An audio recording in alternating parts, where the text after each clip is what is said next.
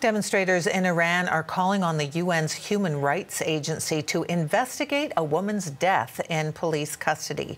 At least 5 people have been killed in protests in Tehran and in other cities after a 22-year-old woman died in custody last week after being arrested by the country's morality police. Officials allege she broke rules requiring women to cover their heads with a hijab. Witnesses say she was beaten by police. Iranian officials have released video they say shows her collapsing in custody and say she died of a heart attack. Her father claims the video was edited and says he saw bruising on his daughter's body. Let's stay on this story for more reaction. My next guest is Mariam Memarsi-Daghi. She is in Washington, a senior fellow at Macdonald-Laurier Institute. So let's begin here with your reaction to this death while in custody. What went through your mind when you heard about it? Well, it's the nightmare scenario that is in the mind of any Iranian, because it can happen to any girl, any Iranian girl on any day, because the regime forces are out indiscriminately enforcing the so-called morality laws. Since the revolution in 1979, all girls and women have been forced to abide by the Islamist hijab. And she was so innocent, 22 years old, coming to the capital city from the Kurdistan region with her family, taken away, separated from her brother. Even the hospital says that there were 10 or 11 blows to her head. And the Iranian nation, every corner of the country is protesting because of a deep, deep sense of injustice, mourning, sorrow, but also a lot of fury.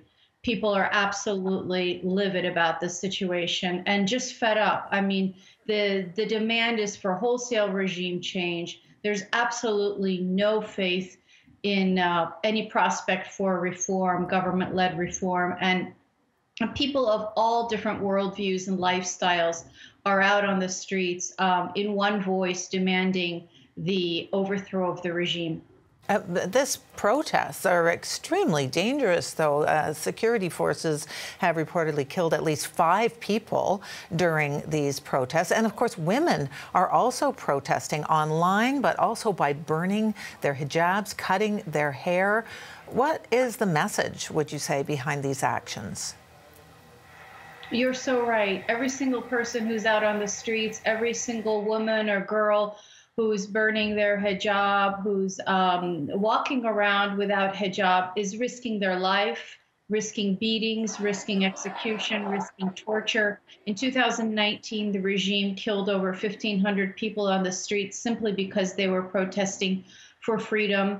And that we see now today in every part of the country, so many courageous people of all ages, of all backgrounds, of all faiths, of all political beliefs. It's just absolutely inspirational. I just hope that the countries that are democratic and believe in freedom across the globe will recognize this as a historic opportunity to stand on the right side of history, and to give these courageous people the support and solidarity that they deserve. An officer from the UN High Commissioner for Human Rights spoke about this issue today. Let's listen to what she said. The so-called morality police have expanded street patrols, subjecting women perceived to be wearing loose hijab to verbal and physical harassment and arrest. Our office has received numerous and verified videos of violent treatment of women, including slapping women across the face, beating them with batons, and throwing them into police vans. The authorities must stop targeting, harassing, and detaining women who do not abide by the hijab rules. So this kind of a request, must abide by the rules. Well, does that make any difference, really, would you say? The only way that women and girls in Iran can be free of this indiscriminate violence, humiliation, everyday fear of a totalitarian regime is to be rid of that regime.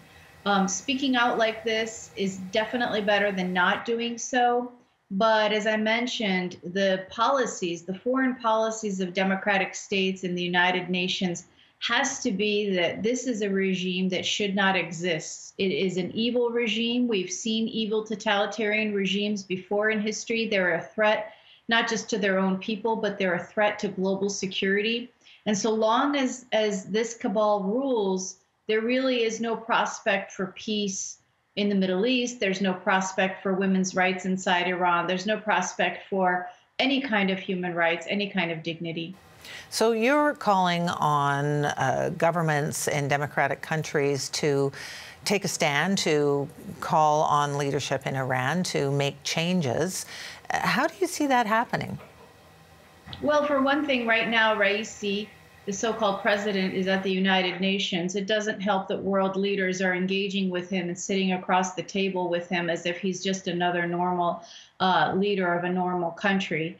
They should be shaming him. They should be publicly pressuring him to stop this, to stop the repression of an innocent and peaceful people. I mean, what the people of Iran are doing is no different than what the people in South Africa did against apartheid, what the Polish people did against communism, against what the Velvet Revolution was about in Czechoslovakia. Across the world, we've seen people power movements like this. The Iranian people are no different.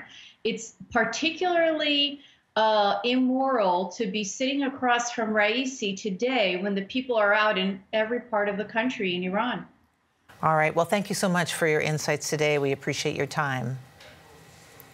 That was Maryam Mamarsadeghi in Washington.